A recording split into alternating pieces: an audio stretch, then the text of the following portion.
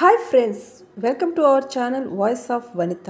Friends, మీలో ఎంతమంది daily exercise చేయాలని లేదా వీక్లో 4 టైమ్స్ జిమ్కి వెళ్ళాలని 1 అవర్ వర్కౌట్స్ చేయాలని డిసైడ్ అయ్యి కొద్ది రోజులకే వదిలిపెట్టేస్తున్నారు?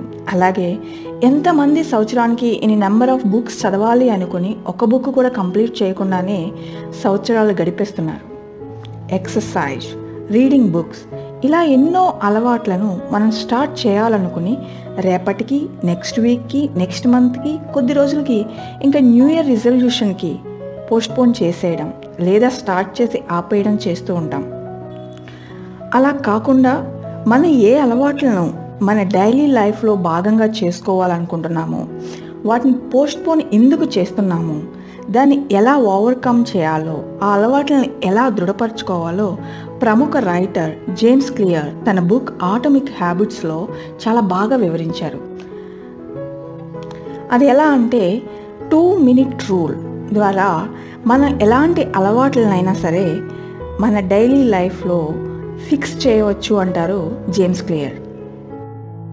అది ఎలా అంటే మనం ఏదైనా అలవాట్లను పోస్ట్పోన్ చేయడానికి లేదా స్టాప్ చేయడానికి ప్రధాన కారణం మన ఆ అలవాట్ల పైన పెంచుకున్న హై ఎక్స్పెక్టేషన్స్.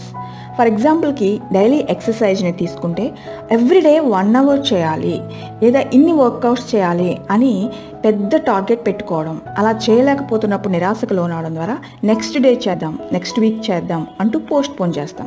దీనికి solution 2 minutes rule. James clear ఏమంటారంటే అదే వర్కౌట్ని 2 minutesతో ప్రతిరోజు కొద్ది రోజుల పాటు కన్సిస్టెన్సీతో చేయమంటారు. టైం తక్కువ కాబట్టి ఎక్స్క్యూజెస్ చెప్పడానికి లేదా పోస్ట్పోన్ చేయడానికి అవకాశం ఉండదు. దీనివల్ల ఎవ్రీడే మనం ఆ టైంకి ఎక్సర్సైజ్ చేయాలి అన్న విషయం బ్రెయిన్కి అలవాటు అవుతుంది.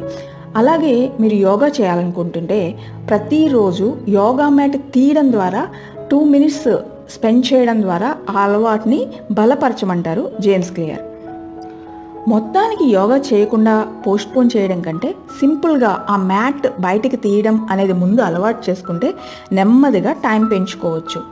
అలాగే రీడింగ్, రోజుకి 2 minutes 1 page, ఇలా కొద్ది రోజుల పాటు ఆ అలవాటు బలపడే వరకు కంటిన్యూ చేయాలి.